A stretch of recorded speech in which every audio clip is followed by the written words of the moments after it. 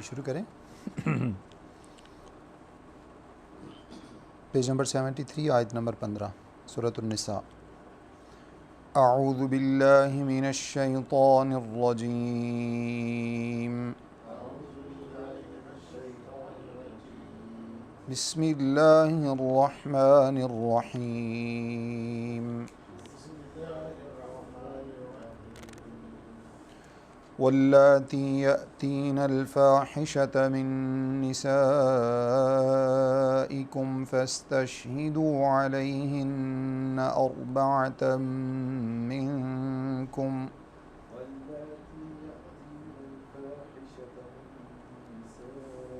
مجھے دیں.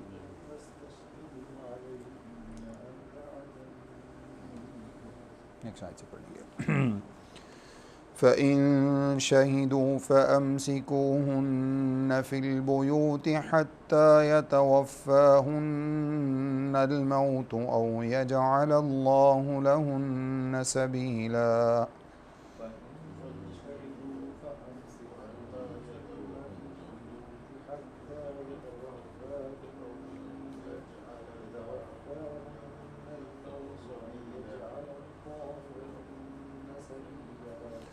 واللذان يأتيانها منكم فآذوهما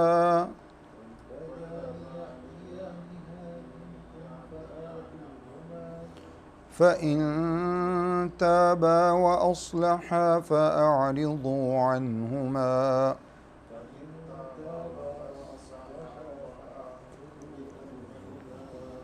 إن الله كان توابا رحيما.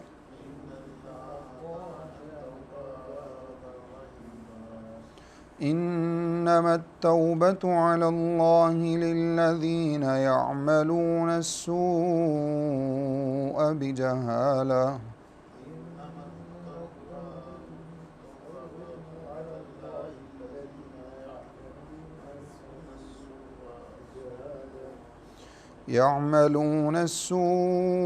بجهالة ثم يتوبون من قريب فأولئك يتوب الله عليهم.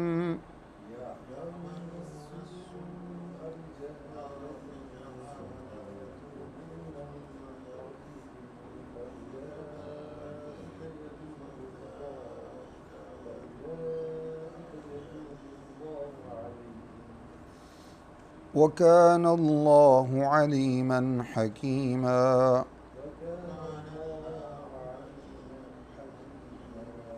وَلَيْسَتِ التَّوْبَةُ لِلَّذِينَ يَعْمَلُونَ السَّيِّئَاتِ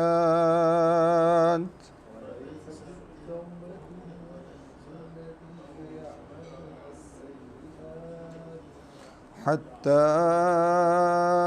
إذا حضر أحدهم الموت قال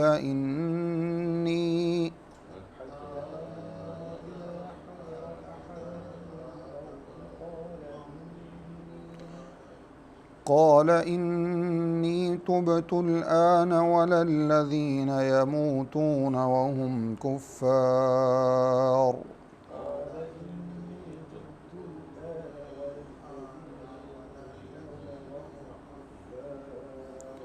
أولئك أعتدنا لهم عذابا أليما.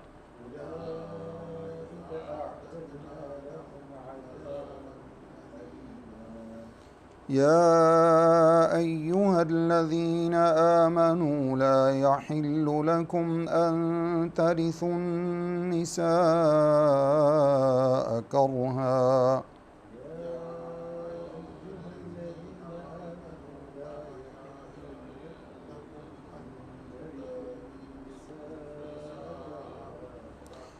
ولا تعضلوهن لتذهبوا ببعض ما آتيتموهن إلا أن يأتين بفاحشة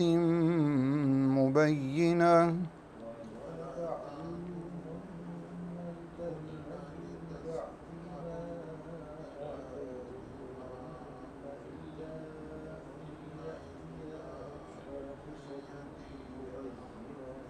وعاشروهن بالمعروف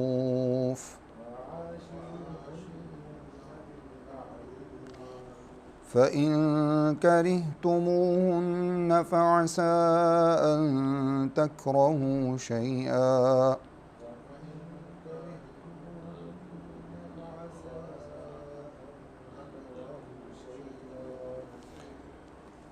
ويجعل الله فيه خيرا كثيرا.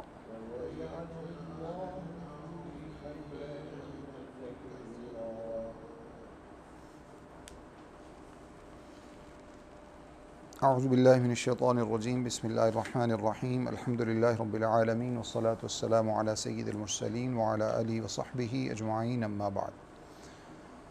سورۃ النساء آیت نمبر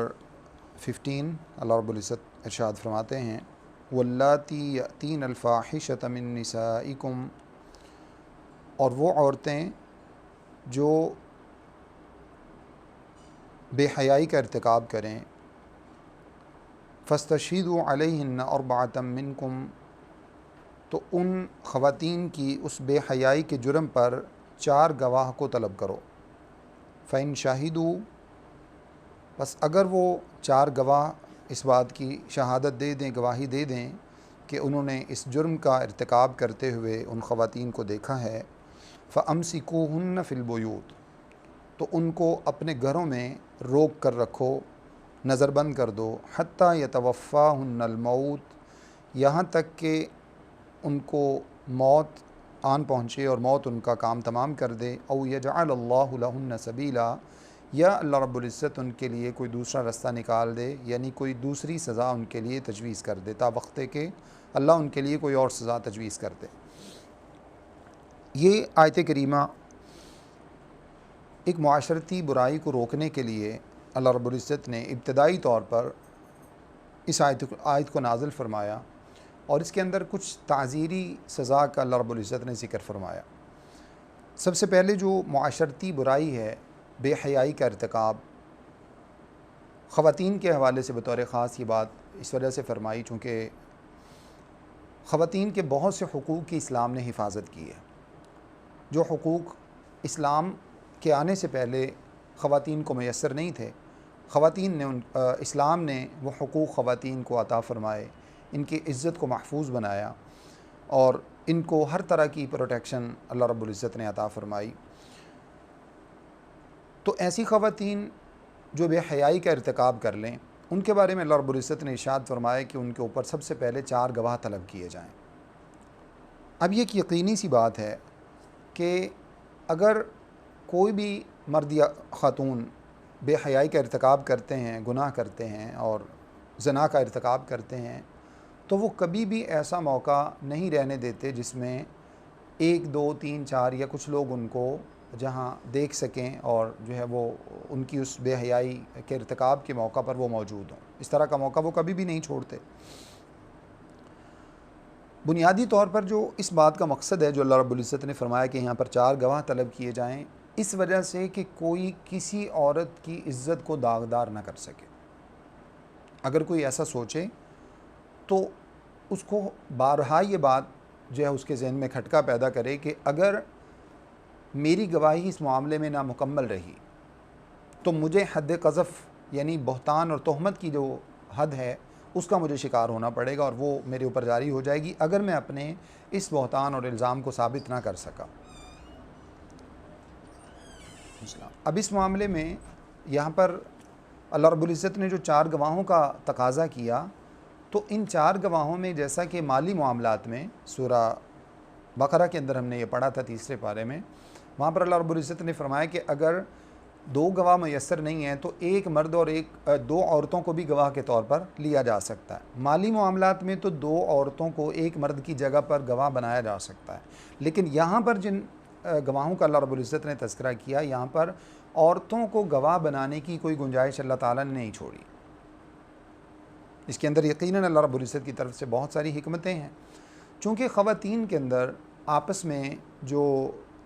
مختلف جو معاشرتی کچھ بیماریاں ہیں، جیسے حسد، کینہ، بغض ایک دوسرے کے ساتھ جو ایک تناؤ کی کیفیت ہے، ایک دوسرے سے جیلس ہونے کے جو معاملات ہیں، خواتین کے اندر یہ عموماً اس طرح کی چیزیں موجود ہوتی ہیں۔ اس کا ہرگز یہ مطلب نہیں ہے کہ مرد ان چیزوں سے مستثنا ہے، مردوں کے اندر بھی یہ چیزیں موجود ہوتی ہیں، لیکن عموماً خواتین چونکہ اسلام نے جیسے ان کو گھروں کی ذمہ داری دی ہے تو اس وجہ سے ان کے اندر اس طرح کی چیزوں کا آ جانا ایک فطرتی سی بات ہے، اور آپس میں خاتون چونکہ فطرتاً بھی اللہ رب العزت نے اس کو اس طرح کا بنایا، جس کی وجہ سے یہی ایک بنیادی سبب بھی ہے جو ہمارے معاشرے کے اندر، جس کی وجہ سے جو ہے وہ ایک مرد اگر دوسری شادی کرنا چاہتا ہے تو خاتون جو ہے وہ اس چیز میں رکاوٹ بن جاتی ہے، وہ اپنی جگہ کسی دوسری خاتون کو برداشت کرنے کو تیار نہیں ہوتی، جبکہ شرعی حکم ایسا نہیں ہے۔ تو یہاں اللہ رب العزت نے 4 مردوں کو گواہ کے طور پر طلب کیا ہے، 4 مرد گواہی دیں گے، ایسا نہیں ہے کہ ایک مرد یا 2 مرد اور ان کی جگہ پر جو ہے وہ 4 عورتیں آ جائیں، یا اسی طرح سے 3 مرد اور ان کے دوسرے چوتھے مرد کی جگہ 2 عورتیں آ جائیں، یا ایک مرد موجود ہے تو باقی 3 مردوں کی جگہ 6 عورتیں آ جائیں، ایسا نہیں ہے، بلکہ چاروں کے چاروں مردوں کو ہی اللہ رب العزت نے گواہ کے طور پر طلب فرمایا ہے۔ اس کا معنی بنیادی طور پہ کیا ہے کہ اگر اللہ نہ کرے کوئی ایک شخص اس طرح کے معاملے کو دیکھ بھی لیتا ہے، اس کی نظر سے کوئی ایسا بے حیائی کا ارتکاب جو ہے وہ اس کی نظر سے اس طرح کا سلسلہ گزرتا ہے، تو حتی الامکان وہ اس معاشرتی برائی کو چھپانے کی کوشش کرے تاکہ ان کو اللہ تعالیٰ توبہ کی توفیق دے دے، اور اس کو جس حد تک ممکن ہو سکے حدود کے نفاذ سے جو ہے وہ اس معاشرے کو بچایا جائے، جس کا بنیادی مقصد یہ ہے کہ جس معاشرے کے اندر حدود کا نفاذ کثرت سے ہوتا ہے، گویا کہ وہاں پر گناہ بھی کثرت سے ہوتے ہیں، تو یہ معاشرہ جو ہے وہ اللہ تعالیٰ کی رحمت سے محروم ہو جاتا ہے۔ اس وقت جو ہم جس معاشرتی جو ہے نا وہ کیا کہنا چاہیے قسم پرسی کا شکار ہیں،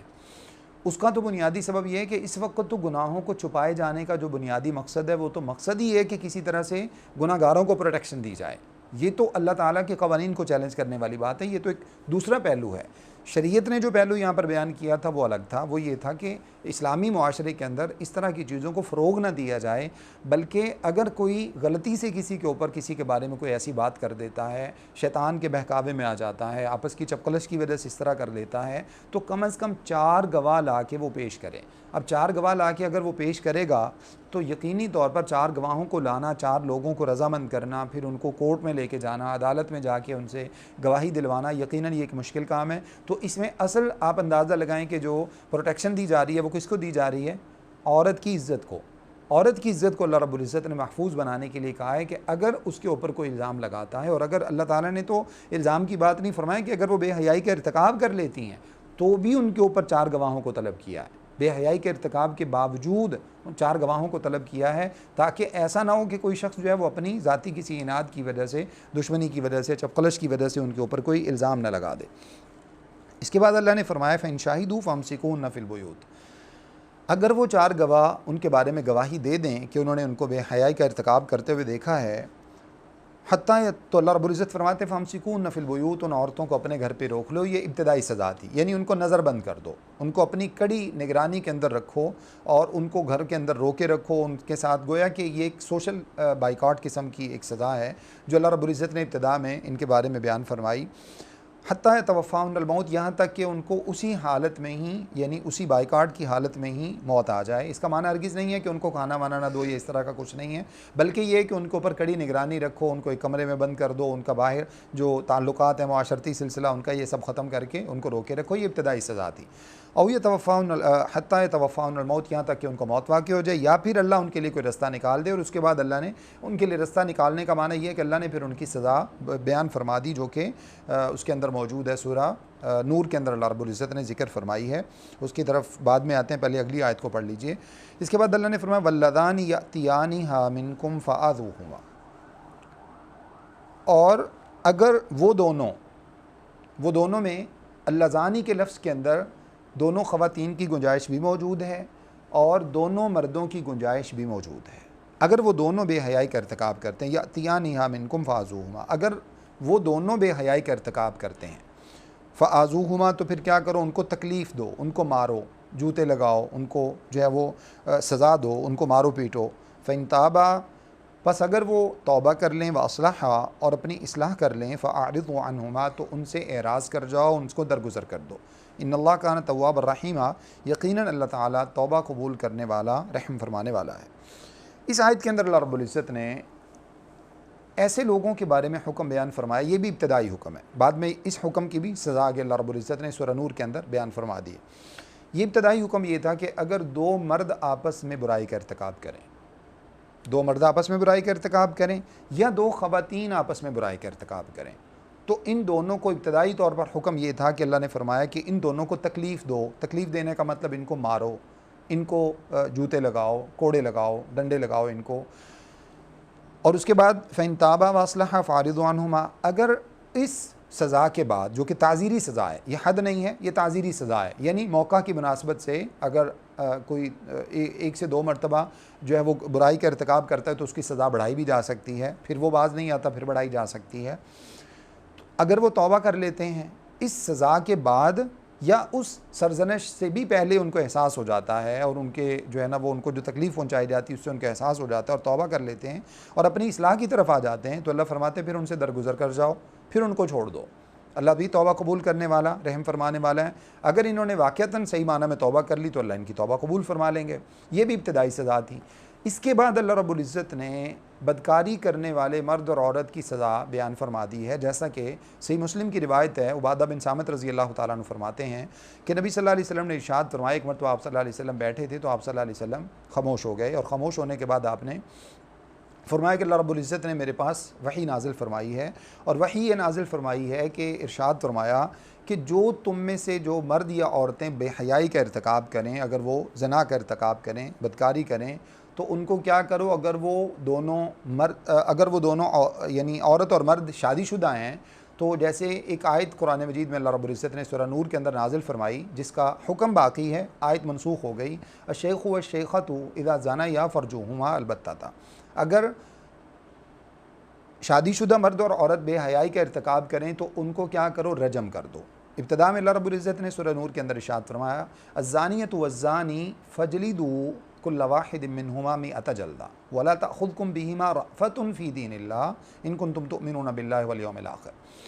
ولیشہد عذابہما طائفۃ من المؤمنین۔ اللہ نے فرمایا کہ اگر کوئی شخص مرد یا عورت کوئی زنا کا ارتکاب کر لیتا، برائی کا ارتکاب کر لیتا ہے، تو اللہ رب العزت نے فرمایا کہ پھر کیا کرو، ان کو کوڑے لگاؤ۔ کوڑے لگانے کی جو سزا ہے، یعنی 100 کوڑے لگائے جائیں، یہ ان لوگوں کے لیے ہے جو شادی شدہ نہیں ہیں، اور کوڑے لگانے کے بعد ان کو پھر 1 سال کے لیے جلا وطن کر دیا جائے۔ جلا وطن کرنے کا معنی آج کل جیسے جلا وطنی ہوتی ہے، یعنی ایسا نہیں ہے کہ ان کو یورپ میں بھیج دیا جائے، ان کو امریکہ بھیج دیا جائے، یا ان کو کسی ایسے کنٹری میں جہاں جا کے مزید ان کے لیے تعیشات کا بندوبست ہو، ہرگز نہیں، بلکہ ان کو جلا وطن کرنے کا معنی یہ ہے کہ ان کو ایسی جگہ پہ جلا وطن کیا جائے جہاں ان کے ساتھ کسی قسم کا کوئی تعلق رکھنے والا نہ ہو، اور وہ وہاں پر جو ہے نا وہ بائیکاٹ کی سزا وہاں پر گزاریں۔ یہ کوڑے لگانے کے بعد ہے۔ اور اگر شادی شدہ مرد اور عورت ہیں تو پھر کیا کرو، ان کو کوڑے لگاؤ، اور کوڑے لگانے کے بعد، کیونکہ جو کوڑوں کی سزا ہے وہ شادی شدہ ہو یا وہ غیر شادی شدہ دونوں کے لیے ہے، جبکہ اگر وہ شادی شدہ ہیں تو ان کے لیے اس پر مستزاد سزا جو اسی حدیث کے اندر بھی موجود ہے، جو عبادہ بن صامت رضی اللہ عنہ والی صحیح مسلم کی روایت کے اندر بھی آپ نے فرمایا کہ اگر وہ شادی شدہ ہیں تو پھر ان کو کوڑے لگائے جائیں اور پھر ان کو رجم کر دیا جائے۔ رجم کرنے کا معنی یہ ہے کہ سنگسار یعنی پتھر مار کے ان کو ختم کر دیا جائے۔ یہ یہاں پر اللہ رب العزت کی جو قرآن کی آیت میں نے آپ کے سامنے رکھی ہے، سورہ نور کی تقریباً تیسری آیت ہے، اللہ تعالیٰ ارشاد فرماتے ہیں، دیکھو، الزانیۃ والزانی فاجلدوا کل واحد منہما مئۃ جلدہ، بدکاری کرنے والا مرد یا عورت ہو ان کو کوڑے لگاؤ۔ اس کے بعد فرمایا کہ ولا تأخذکم بہما رأفۃ فی دین اللہ، ان دونوں کو سزا دیتے وقت تمہارے دلوں میں کوئی نرمی نہ آئے۔ یہ اللہ کے دین کے اندر اللہ تعالیٰ کی حدود کا نفاذ ہے، یہ کوئی ظلم نہیں ہے ان کے اوپر، یہ کوئی ظلم نہیں ہے ان کے اوپر۔ اللہ رب العزت نے، اور اس کے بعد اللہ تعالیٰ نے ایک مزید جو ہے وہ معاشرتی ایک کیا سمجھنا چاہیے کہ ایک بدگمانی کا رستہ بند کرنے کے لیے اللہ نے فرمایا وَلْيَشْهَدْ عَذَابَهُمَا طَائِفَةٌ مِّنَ الْمُؤْمِنِينَ، جب ان کو تم سزا دو تو سزا کے وقت مومنوں کا ایک گروہ وہاں پر موجود ہونا چاہیے۔ کیوں؟ ایک اس کا بنیادی مقصد یہ ہے تاکہ لوگ اس سزا کو، حد کے نفاذ کو دیکھیں تو لوگ اس سے توبہ کریں، لوگ دوبارہ ان میں سے کوئی اس بے حیائی کا، اس برائی کا ارتکاب نہ کرے۔ جیسے مثال کے طور پر ہم سعودی عربیہ کی مثال اپنے سامنے رکھتے ہیں، عموماً وہاں پہ چوری کے حوالے سے کبھی سزا ہوتی ہے، یا اس طرح کا کبھی کوئی اس طرح کا معاملہ ہوتا ہے بے حیائی کا تو اس کی سزا ہوتی ہے۔ جب لوگوں کے سامنے ایک پورا جمع غفیر ہوتا ہے، ایک جگہ ہے جہاں پر باقاعدہ ان کے ساتھ یہ سلسلہ کیا جاتا ہے، باقاعدہ جیسے قتل کی سزا وہاں پر دی جاتی ہے، تو اس کا نتیجہ کیا ہے کہ وہاں پر شرع قتل سب سے زیادہ کم ہے۔ اللہ تعالیٰ کرے کہ اس طرح کے حالات وہاں پر برقرار رہیں، اسلامی حدود کا جو نفاذ ہے وہاں برقرار رہے، اور جو وہاں پر بھی ماڈرنزم کے نام سے سلسلہ کیا جا رہا ہے، اللہ کرے یہ نہ ہو۔ خیر، مقصد کہنے کا یہ ہے کہ اللہ نے فرمایا کہ ایسے معاملے میں تمہارے دلوں کے اندر کوئی نرمی نہ آئے۔ اب یہاں سے آپ اندازہ لگائیں، اس وقت بطور خاص دو سوچوں کو اگر سامنے رکھا جائے، ایک وہ سوچ اور فکر ہے جو اسلام نے ہمیں دی ہے۔ اسلام نے یہ سوچ اور فکر دی ہے کہ جب تمہارے لیے اللہ تعالیٰ نے حلال ایک رستہ رکھ دیا ہے، حلال رستہ تمہارے لیے اللہ رب العزت نے رکھ دیا ہے، اور وہ حلال رستہ کیا ہے کہ ایک مرد اور عورت جو ہے وہ آپس میں نکاح کریں، اور اس پر مزید اگر ایک مرد ضرورت محسوس کرتا ہے تو وہ کیا کرے، وہ دو نکاح کر لے۔ فَانكِحُوا مَا طَابَ لَكُم مِّنَ النِّسَاءِ مَثْنَىٰ وَثُلَاثَ وَرُبَاعَ، دو سے گزارا نہیں ہوتا وہ تین کر لے، پھر بھی اگر اس کا گزارا نہیں ہوتا وہ چار کر لے۔ یہ سب کس وجہ سے ہے؟ تاکہ معاشرتی برائیوں کو ان کا سد باب کیا جائے، ان کو روکا جائے حتی الامکان۔ اس کے باوجود اگر کوئی شخص اس طرح کی بے حیائی کا ارتکاب کرتا ہے تو پھر بتائیے اس کو سزا دینا چاہیے نہیں دینا چاہیے؟ یقیناً وہ سزا کے لائق ہے جب اللہ رب العزت نے ایک حلال رستہ رکھا ہے۔ اچھا، پھر وہ یہاں سے اندازہ لگائیں، ایک تو شرعی اعتبار سے جو حکمتیں ہوتی ہیں وہ تو یقینی طور پر مسلم ہیں، ان سے تو کوئی انکار ہی نہیں ہے۔ میڈیکلی، دنیاوی اعتبار سے اس کی نکاح کی جو حکمتیں ہیں وہ ہمارے سامنے موجود ہیں۔ آپ جانتے ہیں کہ خطرناک قسم کی بیماریاں جو بغیر نکاح کے اگر خواتین اور مرد آپس میں ملتے ہیں تو ان کی وجہ سے خطرناک قسم کی بیماریاں ایسی پیدا ہوتی ہیں جن کا آج تک کوئی علاج نہیں ہے۔ صحیح حدیث میں اللہ کے نبی صلی اللہ علیہ وسلم نے ارشاد فرمایا کہ اگر کسی قوم کے اندر بے حیائی عام ہو جاتی ہے تو فرمایا کہ اللہ رب العزت حتیٰ تعلنوا بها، حتیٰ کہ آپ نے فرمایا کہ بے حیائی وہ لوگ اعلانیہ کرنا شروع کر دیتے ہیں، اس کا اعلان کرتے ہیں، تشہیر ہوتی ہے اس کی، تو فرمایا کہ اللہ رب العزت حتیٰ فشا فیہم الطاعون، ان کے اندر طاعون کی بیماری پھیل جاتی ہے، والاوجاع التي لم تكن في اسلافهم الذين مضت، او کما قال علیہ الصلوۃ والسلام، فرمایا کہ ان کے اندر ایسی بیماریاں پیدا ہو جاتی ہیں جو ان کے بڑوں نے کبھی ان کا نام بھی نہیں سنا ہوتا۔ اتنی خطرناک بیماریاں اس چیز کی وجہ سے، اس بے حیائی کی وجہ سے پیدا ہو جاتی ہیں۔ اور آپ نے آج تک نہیں سنا ہوگا کہ ایک مرد اور عورت نے شریعت کے مطابق شرعی نکاح انہوں نے آپس میں کیا ہو اور اس نکاح کے بعد ان دونوں میں آپس میں کوئی بیماری پیدا ہو گئی ہو۔ ایسا کبھی نہیں آپ نے سنا ہوگا۔ اگر اللہ نہ کرے کوئی ایسی متعدی بیماری، بعض مرتبہ کوئی ایسا ریئر کیس، لاکھوں میں شاید کوئی ایک ہوگا، لاکھوں میں، ورنہ نکاح کرنے والے میاں بیوی اللہ نہ کرے اگر کوئی ان میں سے کسی خطرناک بیماری کا پہلے سے بھی شکار ہے، کینسر جیسی بھی، تو اس کی وجہ سے کبھی مرد کو عورت بیماری نہیں لگی، مرد کو اگر ہے تو وہ عورت کو نہیں لگتی۔ یہ اللہ تعالیٰ کی طرف سے ایک پروٹیکشن ہے، یہ اس کے معاشرتی نتائج ہیں، معاشرتی خوبصورتی ہے۔ اسی طرح سے اس کے جو میڈیکل نتائج ہیں وہ ہمارے سامنے ہیں۔ تو وعلیکم السلام۔ اب دوسری طرف جو یہاں پر جو ایک سوچ ہمارے معاشرے میں دی جا رہی ہے وہ کیا کہ جناب اگر یہ تو مرد اور عورت کا ایک بنیادی حق ہے، وہ ان کی ایک ضرورت ہے، اور اس کو تشبیہ دی جاتی ہے بھوک کے ساتھ، جیسے بھوک لگتی ہے تو اس کے لیے کھانے کا بندوبست ہے، تو اسی طرح سے اس کو اگر جنسی اعتبار سے بھوک لگتی ہے تو اس کو کہیں سے بھی وہ بھوک مٹا سکتا ہے۔ اللہ رب العزت رحم والا معاملہ فرمائے، جو کھانے کی بھوک ہے اس کے لیے اللہ رب العزت نے 20 اقسام کے کھانے رکھے ہیں۔ ضروری نہیں ہے کہ آپ روٹی ہی کھائیں گے تو آپ کی جو ہے نا وہ بھوک آپ کی ختم ہوگی، آپ اس کی جگہ پہ فروٹس کھا لیں، آپ کی بھوک ختم ہو جائے گی۔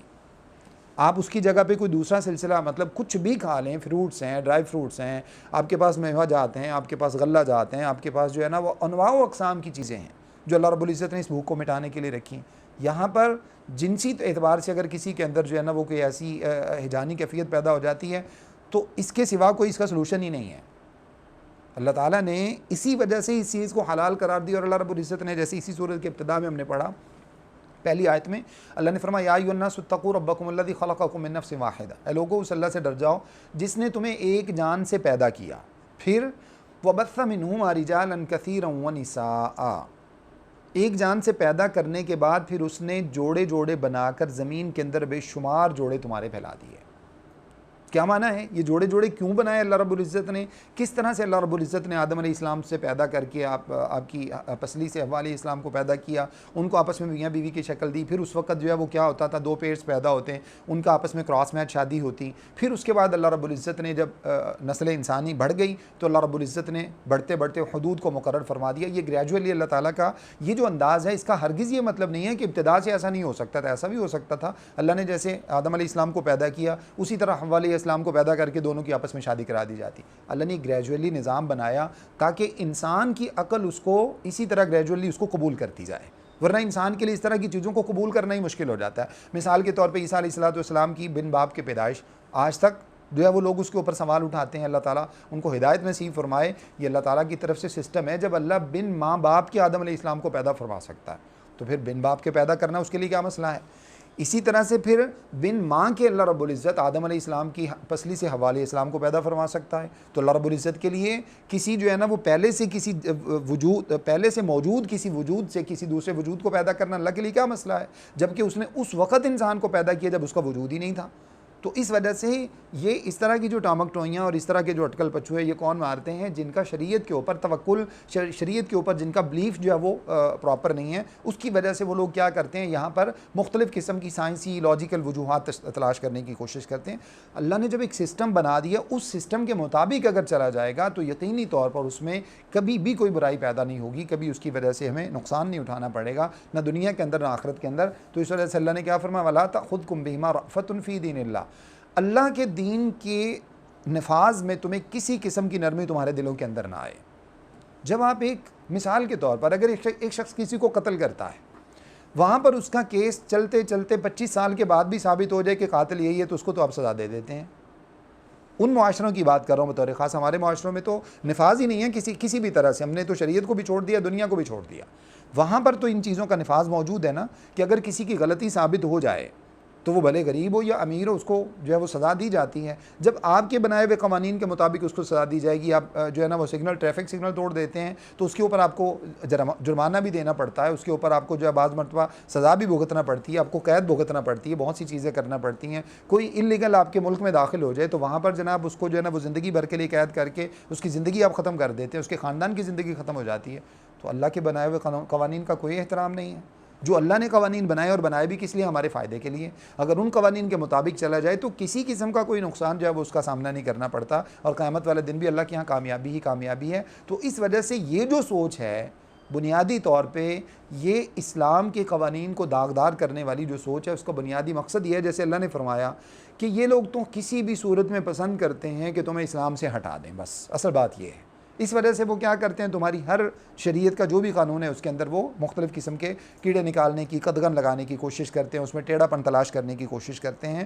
تو اس وجہ سے یہ سوچ جو ہے وہ ختم کی جائے کہ یہ ان لوگوں پر ظلم ہے جنہوں نے اپنی جنسی جو ہے نا وہ ان کی جو بھوک تھی وہ مٹانے کے لیے کہیں پر بھی جا کے انہوں نے منہ مار لیا۔ دوسری بات یہ ہے، مثال کے طور پر اگر آپ کو فرض کیجئے کہ اس بھوک کے ساتھ اس کو تشبیہ دینے کی کوشش کرتے ہیں، بطور خاص یہ جو مثال میں نے آپ کے سامنے رکھی ہے، یہ جو اپنے آپ کو اہل قرآن کہلاتے ہیں، جو اپنے آپ کو حدیث کا انکار کرتے ہیں، معجزات کا انکار کرتے ہیں، وہ لوگ اس طرح کی مثالیں دیتے ہیں چونکہ ان کے پاس صرف لاجک سے ہی انہوں نے سارا کام کرنا ہے۔ یہ مسلمانوں کے اندر بھی اس طرح کے لوگ موجود ہیں۔ کوئی بھی چیز مثال کے طور پر رکھی ہو باہر، جیسے فروٹس کی ریڑھی لگی ہوئی، آپ کو بھوک لگی ہے تو کیا آپ وہاں سے اٹھا کے ایسے کھا سکتے ہیں؟ ایسے تو نہیں کھا سکتے آپ اٹھا کے، وہ اس کی ملکیت ہے، یا تو آپ اس سے اجازت لیں گے، آپ اس سے مانگیں گے، آپ اس سے مطلب اگر آپ کے پاس جو ہے نا وہ سورسز نہیں ہیں، آپ خریدنے کی طاقت نہیں رکھتے، تو آپ کسی بھی طرح سے اس سے مانگنے کی کوشش کریں گے، اور اگر آپ چوری کریں گے تو یقینی طور پہ پکڑے جائیں گے۔ تو ایسا تو نہیں ہے نا کہ کوئی بھی چیز جہاں پر بھی رکھی آپ اٹھا کے کھا جائیں۔ تو یہ آپ نے کہاں سے نکال لیا جی کہ کوئی خاتون کسی بھی طرح سے موجود ہے اور آپ اس کو الیاذ باللہ من ذالک وہاں سے جا کے آپ اپنی جو ہے نا وہ یہ جنسی بھوک اپنے مٹانے کی کوشش کریں؟ یہ نہ تو شریعت اس طرح کی باتوں کو مانتی ہے اور نہ دنیا کا کوئی قانون اس طرح کی باتوں کو مانتا ہے۔ تو اس وجہ سے ہمیں اس طرح کے جمیلوں سے نکلنا چاہیے۔ جو شریعت نے ہمارے لیے قوانین بنا دی، یقیناً انہی کے اندر خیر ہے، وہی سب سے بہتر ہیں۔ تو اس وجہ سے اللہ رب العزت نے یہ قوانین ہمارے لیے بنائے۔ اچھا، اب یہاں پر دوسری بات یہ بھی سمجھ لیجئے سزا کے اعتبار سے، جیسے اللہ نے فرمایا واللذانی، سیکنڈ آیت جو ہم نے پڑھی، ہم نے آیت نمبر 16، اللہ نے کیا فرمایا کہ اگر دو مرد بھی اس طرح کا ارتکاب کرتے ہیں تو ان کے ساتھ بھی یہی سلوک کیا جائے گا۔ اگر دو خواتین اس طرح کا ارتکاب کرتی ہیں تو ان کو سزا دی جا سکتی ہے۔ دو خواتین آپس میں اگر اس طرح کا معاملہ کرتی ہیں تو ان کو تعزیری سزا دی جا سکتی ہے، لیکن اگر دو مرد اس طرح کا ارتکاب کرتے ہیں، جس کو قوم جو ہے نا وہ لوط علیہ السلام والا عمل کہا جاتا ہے، وہ اگر اس کا ارتکاب کرتی ہیں تو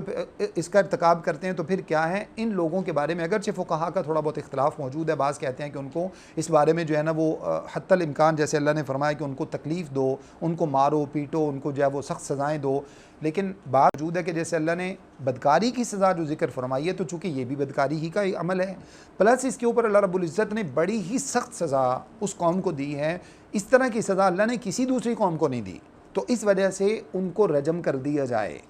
جیسے بدکاری کرنے والے مرد اور عورت کو جو خاص طور پہ شادی شدہ ہے جیسے ان کو رجم کیا جاتا ہے تاکہ معاشرے کے اندر سے اس طرح کی برائیوں کا خاتمہ ہو۔ اس کے بعد اللہ رب العزت نے نیکسٹ آیت نمبر 17 میں اللہ فرماتے ہیں انما التوبۃ علی اللہ للذین یعملون السوء بجہالہ، یقیناً توبہ اللہ رب العزت پر ہے ان لوگوں کے لیے یعملون السوء بجہالہ جو برائیاں کرتے ہیں نادانی کی وجہ سے، برائی کا ارتکاب نادانی کی وجہ سے کر لیتے ہیں، ثم یتوبون من قریب، پھر وہ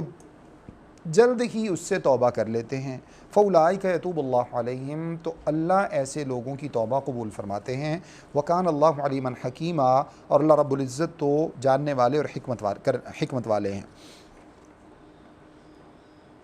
اس کے بعد اگلی آیت جو ہے اس کا بھی اسی سے تعلق ہے، اس کا ترجمہ سمجھ لیجئے، پھر اس کے بعد انشاءاللہ وضاحت ان کی دیکھتے ہیں۔ وَلَيْسَتِ التَّوْبَةُ لِلَّذِينَ يَعْمَلُونَ السَّيِّئَاتِ، اور ان لوگوں کے لیے کوئی توبہ نہیں ہے جو برائیوں پر برائیاں کرتے چلے جاتے ہیں، حَتَّى إِذَا حَضَرَ أَحَدَهُمُ الْمَوْتُ، یہاں تک کہ جب ان کو موت آن پہنچتی ہے، قَالَ إِنِّي تُبْتُ الْآنَ، تو پھر وہ کیا کہتے ہیں کہ ہاں اب میں توبہ کرتا ہوں، وَلَلَّذِينَ يَمُوتُونَ وَهُمْ كُفَّارٌ، اور ان کی موت کفر کی حالت میں ہی ہوتی ہے، اولئک اعتدنا لهم عذابا الیما، یہ وہ لوگ ہیں جن کے لیے اللہ فرماتے ہیں ہم نے دردناک عذاب تیار کر رکھا ہے۔ اب یہاں پر پیچھے اللہ نے چونکہ فرمایا ان اللہ کان توابا رحیم، اللہ توبہ قبول کرنے والے رحم فرمانے والے، اس کا معنی بنیادی طور پہ کیا، اب اگلی آیتوں میں اللہ نے توبہ کے لیے کچھ اصول بیان فرمائے ہیں۔ توبہ انسان کی کب قبول ہوتی ہے، کن شرائط کے ساتھ قبول ہوتی ہے، اس میں جو پہلی شرط اللہ رب العزت نے بیان فرمائی ہے، اللہ نے فرمایا کہ یعملون السوء بجہالۃ ثم یتوبون من قریب، یہ دو شرطیں، وہ گناہ نادانی کی وجہ سے ہوا ہو اور پھر جو ہے وہ جلد ہی اس کے اوپر توبہ بھی کر لی جائے۔ نادانی کی وجہ سے گناہ کا معنی کیا ہے؟ نادانی کی وجہ سے گناہ کا معنی یہ ہے کہ انسان سمجھتا ہو کہ یہ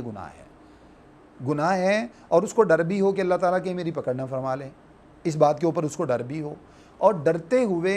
وہ اپنے آپ کو روکنے کی کوشش کرتا ہے اس گناہ سے، اس کے باوجود شیطان اس کے اوپر غالب آ جاتا ہے، وہ اپنے آپ کو روکنے کی بھرپور کوشش کرتا ہے، اس کے باوجود شیطان غالب آ جاتا ہے۔ اب جیسے ہی وہ گناہ کی اس کیفیت سے نکلتا ہے تو پھر کیا کرتا ہے، فوراً اس کی پوری طبیعت کے اوپر اس کا منفی اثر ہوتا ہے اور وہ پریشان ہو جاتا ہے، پشیمان ہو جاتا ہے اور فوراً اللہ کے سامنے جھکتا ہے۔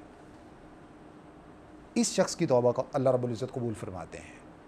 اس کے سوا باقی جو لوگ ہیں ان کی اللہ رب العزت توبہ قبول نہیں فرماتے۔ اگر کوئی شخص گناہ بھی کرتا ہے پھر اس کے اوپر اصرار بھی کرتا ہے، گناہ کے اوپر اصرار کرنے کا معنی کیا، گناہ کیا اور اس کو کوئی پرواہ نہیں، جیسے صحیح حدیث میں اللہ کے نبی صلی اللہ علیہ وسلم نے ارشاد فرمایا کہ مومن کی مثال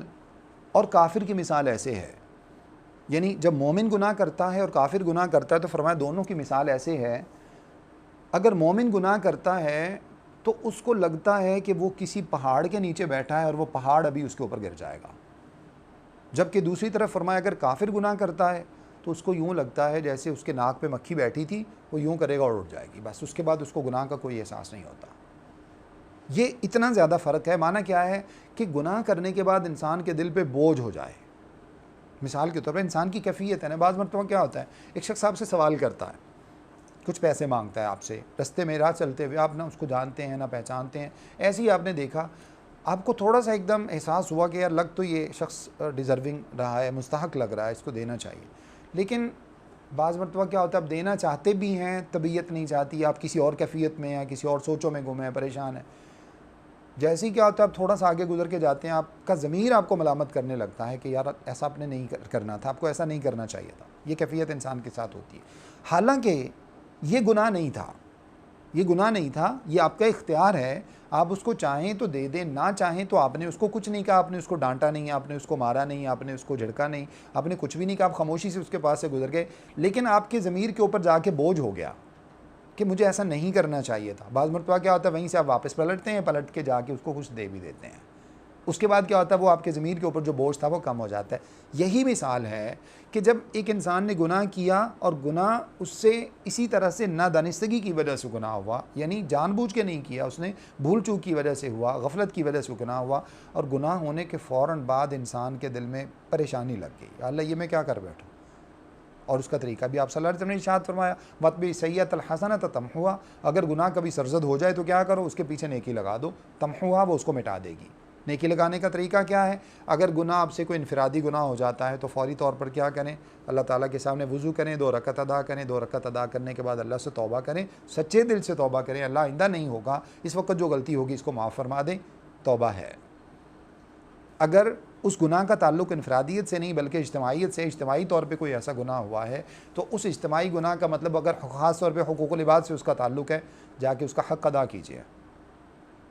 حقوق العباد میں گناہ ہو گیا، کسی کی روپیہ پیسہ آپ کے پاس آپ نے کھا لیا، وقتی طور پہ آپ کے اوپر جو ہے وہ شیطان کا غلبہ ہوا، آپ نے جا کے اس کو کھا لیا اور کھانے کے فوراً بعد احساس ہوا نہیں ایسا نہیں ہونا چاہیے تھا، یا کچھ دیر کے بعد احساس ہوا ایسا نہیں ہونا چاہیے تھا، اب طریقہ کیا ہے؟ اس کا حق واپس کر دیں فوری طور پہ، فوراً واپس کریں، واپس کرنے کے بعد اس سے بھی معذرت کریں اور اللہ تعالیٰ کے سامنے بھی جھک جائیں، اللہ رب العزت توبہ ہے معاف فرما دیں گے۔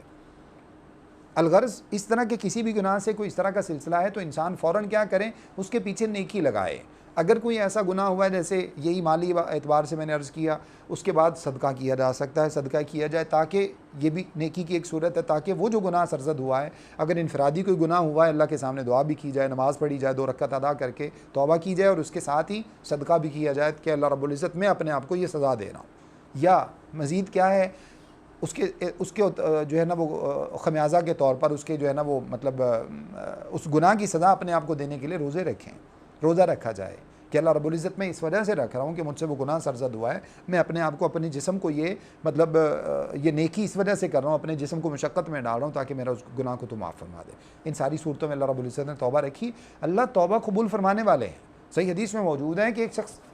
شاید حدیث قدسی ہے کہ ایک بندہ کئی مرتبہ گناہ کرتا ہے، پھر اللہ کے سامنے جاتا ہے، اللہ اس کو پھر معاف فرما دیتا ہے۔ تو اس کا معنی ہرگز یہ نہیں ہے کہ اللہ رب العزت معاف کرنا نہیں چاہتا بندے کو، لیکن بندہ اللہ پر کوئی جگہ تو چھوڑے نا معاف کرنے کی، بندہ اللہ رب العزت کے اوپر کوئی سلسلہ تو کوئی رستہ تو چھوڑے معاف کرنے کا۔ مطلب یہ کہ آپ ساری زندگی جناب گناہ آپ کو لوگ کہیں کہ تم غلط کر رہے ہو، آپ کو جو ہے نا وہ خود احساس ہو، آپ اپنے ضمیر کی آواز کو دبا دیں، آپ لوگوں کی آوازوں کو دبا دیں، آپ دباتے چلے جائیں، لوگوں کا حق کھاتے چلے جائیں، لوگوں کے حقوق غصب کرتے چلے جائیں، آپ لوگوں کو قتل کرتے چلے جائیں، آپ انفرادی گناہوں کے اندر لت پت ہو جائیں، رات کو بھی اسی طرح سے سوتے رہیں، دن کو بھی اسی طرح سے سوتے رہیں، پوری زندگی اسی طرح سے گزار دیں، آپ کو بار بار گناہ کا احساس ہوتے ہوتے ہوتے ہوتے آخر کار ختم ہو جائے، جیسے قرآن میں اللہ نے فرمایا کلا بل ران علی قلوبہم ما کانوا یکسبون، دلوں کے اوپر زنگ چڑھ جائے، پورا دل کالا ہو جائے۔ صحیح حدیث میں آپ نے فرمایا جب انسان ایک گناہ کرتا ہے تو دل کے اندر ایک نقطہ لگتا ہے سیاہ، اگر توبہ کر لی جائے تو وہ نقطہ جو ہے وہ صاف ہو جاتا ہے، دوبارہ پھر دل شفاف ہو جاتا ہے، لیکن اگر توبہ نہ کی جائے، اس کو اسی طرح سے چھوڑ دیا جائے تو وہ نقطہ پھیلنا شروع ہو جاتا ہے۔ اس کے بعد کیا ہوتا ہے؟ یہ ایک زنگ کی صورت اختیار کر جاتا ہے، اب قرآن کی آیت اثر نہیں کرتی انسان کے اوپر، اب حدیث اثر نہیں کرتی، اب اللہ کا ڈر اثر نہیں کرتا، اب ضمیر کی آواز سنائی نہیں دیتی، اب خلق خدا جو کچھ بھی جو بولتی رہے وہ کچھ بھی انسان کو سنائی نہیں دیتا۔ اب کیا ہوتا ہے؟ ساری زندگی اسی طرح سے گزر گئی۔ اب اگلی آیت میں جیسے اللہ رب العزت نے ارشاد فرمایا، اب کیا ہوتا ہے؟ وَلَلَّذِينَ يَمُوتُونَ وَهُمْ کُفَّارٌ، چاہے کافر ہو چاہے مومن ہو، مسلمان ہو، ایک مسلمان بھی زندگی بھر گناہ کرتا رہتا ہے، جب اس نے دیکھا کہ اب تو موت کے فرشتے آ گئے ہیں، اب اس کے بعد کہا کہ اللہ تعالیٰ اب میں توبہ کرتا ہوں، اللہ نے فرمایا اب یہ کوئی توبہ تھوڑی ہے، وَلَلَّذِينَ يَمُوتُونَ وَهُمْ کُفَّارٌ، یہ کون سی توبہ ہے؟ موت کے فرشتے نظر آ گئے، اب تمہارے بس میں کچھ نہیں ہے، تمہارے بس میں کچھ نہیں ہے۔ شاید ایک حدیث ہی کا مفہوم ہے جس میں آپ صلی اللہ علیہ وسلم نے ارشاد فرمایا کہ اپنی زندگی میں اپنے مال میں سے اللہ کی راہ میں خرچ کرو، ہاں حدیث یہ ہے، آپ نے فرمایا اپنی زندگی میں اللہ کی راہ میں اپنی مال میں سے خرچ کرو، ورنہ جب تمہاری موت تمہارے سر پر آن پہنچتی ہے اور تم فرشتوں کو دیکھ لیتے ہو، اس کے بعد اچھا اس کو اتنا دے دینا، اس کو اتنا دے دینا، اس کو اتنا دے دینا، فرمایا اب یہ تمہارا مال نہیں ہے، اب وارثوں کا مال ہے، یہ تمہارا تو ہے ہی نہیں جو تم بانٹ رہے ہو، اب تم نہیں بانٹ سکتے۔ بانٹنا وہ تھا جب اللہ نے آپ کو، وہ صدقہ افضل ہے جب اللہ رب العزت نے آپ کی بھی ضروریات ہیں، آپ انویسٹمنٹ کرنا چاہتے ہیں، آپ خرچ کرنا چاہتے ہیں، آپ اپنے گھر کے لیے بہت کچھ کرنا چاہتے ہیں، ایسے میں جیب سے نکال کے اللہ کی راہ میں دیں، یہ صدقہ اللہ رب العزت کو پسندیدہ ہے۔ ایسے صدقہ کا کیا فائدہ کہ جب تندرستی بالکل ختم ہو گئی، موت کے دہانے پہ آپ جا پہنچے ہیں، اب آپ کو ڈاکٹرز نے جواب دے دیا، اب آپ واپس آئے تو آ کے کہا اچھا جی اب اتنا اس کو دے دو، اتنا آپ نے ارشاد فرمایا کہ تمہارا اب یہ مال ہی نہیں ہے، یہ تو وارثوں کا مال ہے جو تم بانٹ رہے ہو لوگوں کے اندر۔ تو اس وجہ سے جیسے فرعون نے توبہ کی، قرآن میں اللہ نے اس کی توبہ کا ذکر کیا نا، جب اس سے پہلے زندگی بھر موسیٰ علیہ السلام کی مخالفت کرتا رہا، موسیٰ علیہ السلام نے اس کو کیا کہا تھا؟ یہی نا کہ میں اللہ تعالیٰ کا نمائندہ ہوں اور تم اللہ تعالیٰ کی طرف آ جاؤ، اللہ تعالیٰ سے ڈر جاؤ، لیکن اس نے کیا کہا؟ انا ربکم الاعلی، میں تو تمہارا سب سے بڑا رب ہوں، یہ کیسے ہو سکتا ہے؟ مجھ سے بڑا تو کوئی ہو ہی نہیں سکتا۔ تکبر کرتا رہا، حتیٰ کہ جب موت آن پہنچی، حتیٰ اذا ادرکہ الغرق قال انی تبت الآن، جب موت اس کو آن پہنچی، غرق نے اس کو پا لیا، غرق ہو رہا تھا اس کے اندر، کہنے لگا جی اب میں توبہ کرتا ہوں۔ اللہ رب العزت نے ارشاد فرمایا الآن وقد عصیت قبل وکنت من المفسدین، اب تو توبہ کرتا ہے، ساری زندگی تو اللہ تعالیٰ کی نافرمانی کرتا رہا، تو اللہ رب العزت نے فرمایا اب توبہ قبول نہیں ہے۔ اگلی آیت میں اللہ رب العزت نے یہ بات ارشاد فرمائی ہے وَلَيْسَتِ التَّوْبَةُ لِلَّذِينَ يَعْمَلُونَ السَّيِّئَاتِ، ان لوگوں کی کوئی توبہ نہیں ہے جو کیا کرتے ہیں، گناہوں پر گناہ کرتے چلے جاتے ہیں، کبھی اللہ سے توبہ نہیں کرتے، زندگی اسی طرح سے گزر جاتی ہے۔ مسلمان ہے تو گناہوں کے اندر لت پت ہو جاتا ہے، کافر ہے تو زندگی پوری کفر پہ گزار دیتا ہے، اینڈ جب اس کو موت آنے لگتی ہے، مثال کے طور پر ابھی پچھلے دنوں ایک ویڈیو میری نظر سے گزری، آپ نے بھی شاید کبھی دیکھا ہوگا، کوئی ہندو بتا رہا تھا کہ جب ہمارے کسی ہندو کو موت نہیں آتی تو ان کے جو ہندوؤں کے بڑے ہیں وہ ان کو کہتے ہیں کہ تم نا یہ والا کلمہ پڑھو، اور کلمہ کی جگہ کیا بتا رہے ہیں، لا الہ الا اللہ محمد رسول اللہ، یہ کلمہ بتا رہا ہے کہ اس کو جب موت نہیں آتی اس کو بتاتے ہیں یہ کلمہ پڑھو، جیسے وہ کلمہ پڑھنے لگتا ہے تو اس کے اوپر جو نزع کی کیفیت ہوتی ہے وہ ختم ہو جاتی، موت آ جاتی ہے۔ تو آپ کیا سمجھتے ہیں کہ یہ اسلام ہے؟ یہ اسلام نہیں ہے، یعنی یہ اسلام نہیں اس نے قبول کیا، اس شخص نے مرتے وقت یہ اسلام قبول نہیں کیا ہے، اب تو وہ نزع کی کیفیت میں ہے، اب تو آپ اس کو زہر دیں گے نا پینے کے لیے تو وہ زہر بھی پی لے گا، تو یہ اسلام لانا نہیں ہے اس کا۔